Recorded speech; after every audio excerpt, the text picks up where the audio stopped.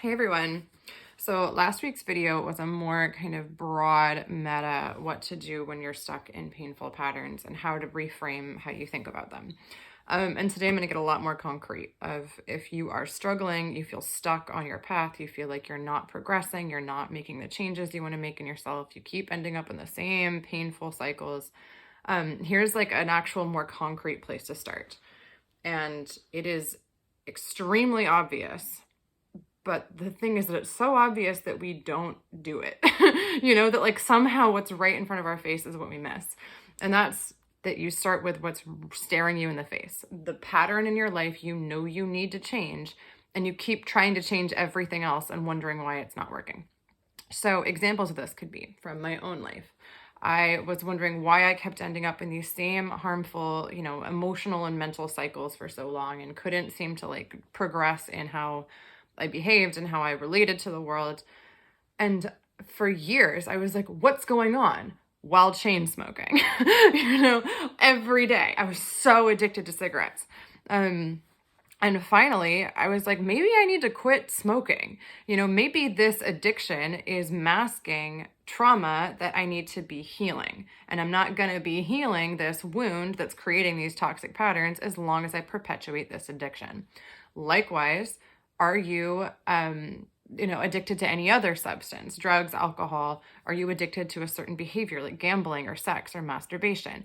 Are you addicted to unhealthy food and sugar? Sugar is a big one. Turns out your entire life will change. And this isn't just like addiction masks trauma and trauma can be healed once the addiction is removed. It's not just on that level, but like neurochemically, like our diet impacts everything in our mood. And I know there's all kinds of structural inequities in who has access to healthy food. And if that is not something that you have access to, there are probably other things in your life that you could shift around. But in general, try and eat less processed food and less sugar is a big one. But I'm not a nutritional psychologist yet. That is actually something I'm going to start going down the path to becoming. But in the meantime, there's gonna be these obvious things in your life that you'll look everywhere else for the source to your problem, and the thing that you need to be changing is staring you right in the face. Sometimes it's not an addiction in the way we typically think of those. It could be everything else in your life is fine, but you have a terrible living situation, really toxic roommates or just an unsafe, unfriendly home environment. And you're trying to fix everything else instead of moving out. Sometimes you're stuck in a really shitty job that you just hate and you're trying to fix everything else instead of leaving the job. Sometimes it's a toxic relationship or even an abusive relationship. And there are all kinds of very good reasons why we don't feel able to leave those. I felt unable to leave an abusive relationship for a bit, I get it. And I had so much more kind of structural power that I could have, left without fearing for my safety or fearing for my ability to provide for myself and things like that. So there are all kinds of like very, very good reasons why we don't, choose the most obvious door.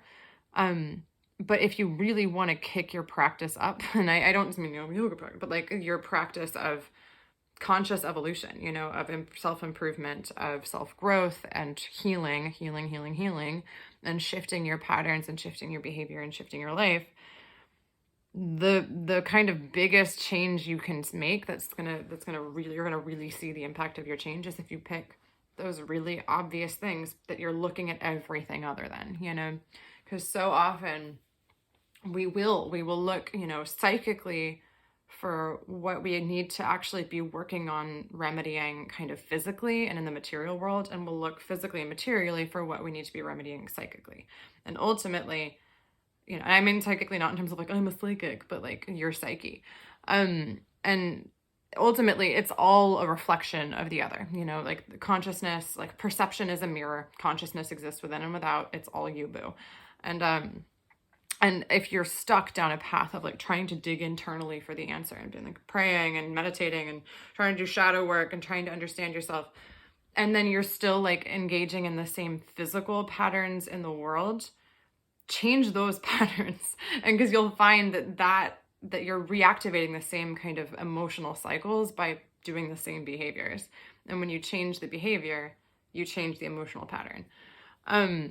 And we tend to like advice that doesn't ask us to do this, which makes us stagnate. We tend to like hearing that it's anyone's fault but ours. And the thing is, what I'm saying is not at all that it's your fault. Fault has nothing to do with any of this. It is not your fault. Every addictive cycle is a trauma response, and your trauma was not your fault. Certainly wasn't. Just because something wasn't your fault doesn't mean you're powerless to change it. And we kind of have this cycle we get stuck in of, it's just a more general cycle. If you watch my video on needs, this comes up in there. We want our needs to be met in certain ways, and we get really attached to how our needs are going to be met as opposed to being attached to our needs getting met. And if we give up the reins a bit of like how exactly we get our needs met and just focus on getting our needs met, they'll get met a lot faster with a lot less harm to us or others. And one of the biggest ones is that we want other people to change in particular ways so that we can be happy. I do this all the time. I'm not in any way exempt from this pattern. And it's because I do it that I am so familiar with it and how it works, that it feels unfair that you'd have to go make yourself happy. This person should change. They should call you back. They should care for your emotions in this way. They should be reasonable here. They should, do what they said they were going to do. They should, fulfill their promises, yada, yada, yada.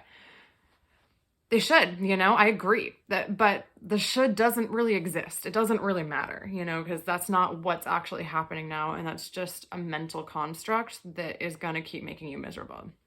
And oftentimes we have other ways to get, to reach a point of happiness, to feel satisfied, to get our needs met that don't involve this one person changing. They involve us looking in a different place. And that's kind of it. And we won't give up on the kind of attachment to that belief of this person changing and the need for that person to change, and the thirst, the tanha, the craving for that person to change. And so we refuse, we kind of unconsciously refuse to look anywhere else to get our needs met. And we'll, deny that we could get our needs met in another place, and deny that, making these changes in our lives will help anything. I know we do that because I did that for years. And then one day I woke up and decided I was going to quit smoking. And I'd quit in the past and it hadn't stuck. And this time, once I quit, I saw the craving everywhere. I saw the same feeling that I had about having a cigarette. I felt it about fighting with somebody and needing them to understand my perspective. I felt it about needing to have people around me who I felt understood and validated by. And it was this like Gollum-like addiction, just pure addict vibe coming out that I was like, whoa, my life is full of this. And I've been like kind of consciously hacking at it with like an emotional machete ever since. Addiction by addiction, getting rid of them. And it's a slow, difficult process. But once you do it, you see what the addiction was masking, and then you can actually work on it. I recommend seeking support once you get over the kind of early, in the early phases of, past the early phases of kind of just quitting an addiction, or making a change. And if you need support to start that process, please seek support. But really the point is, like, a lot of times the thing you need to do, like, you already know. Always, like, there's a part of you that already knows. And we just don't want it to be that thing, And again, it's that same thing of like, I want happiness, I want enlightenment, I want contentment, I want ascension, I want transcendence, I want peace, I want love and joy and harmony, and to, raise my vibration.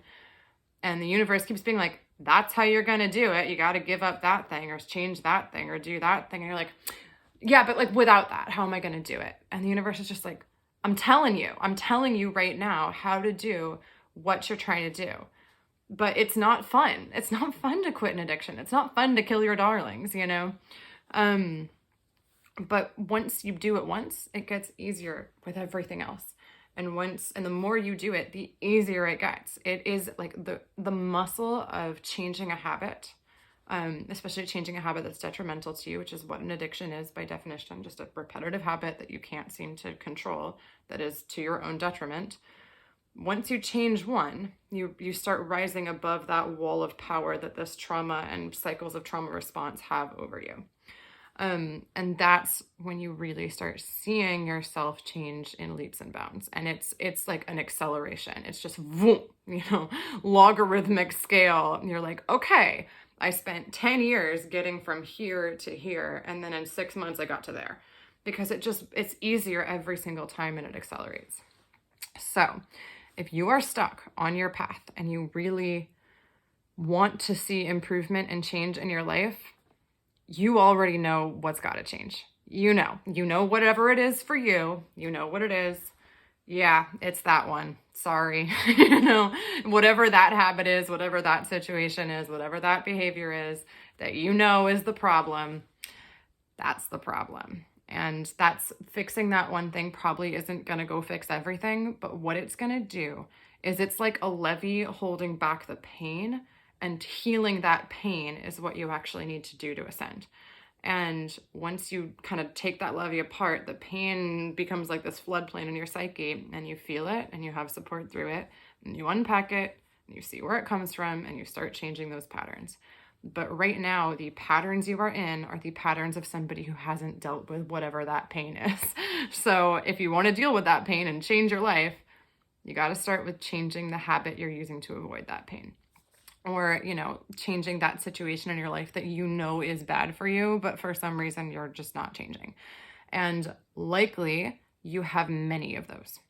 That is normal. You're not doing anything wrong. And every human comes out into this world like not really understanding what's good for them. We have to learn in our lives, and we're taught over and over again that things that aren't good for us are what we should be prioritizing. And it's insane. This whole dimension is insane. So it's not you, it's the dimension. But starting to get really present with what in your life isn't serving you, and picking one of them. Just pick one, because there could be a toxic living situation, a toxic job, a toxic friend, a drinking habit, and bad food, and you're not exercising. And you're like, you know what, I don't want to deal with all the rest of them right now, but I could start going for a run every morning or going to yoga or biking. So you do that. And you're like, you know what, I feel better. And now I feel the need to have better sleep. And this is helping my sleep. And then you have having better sleep. You're like, you know what, I just don't want to stay out drinking as much. And then you stop doing that. And then you stop seeing that toxic friend.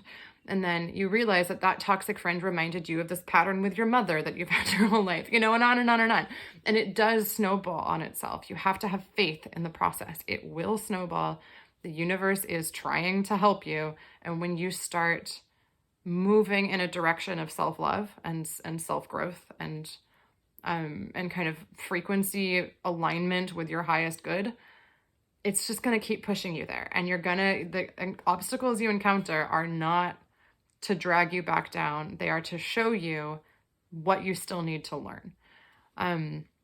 So I hope that helped.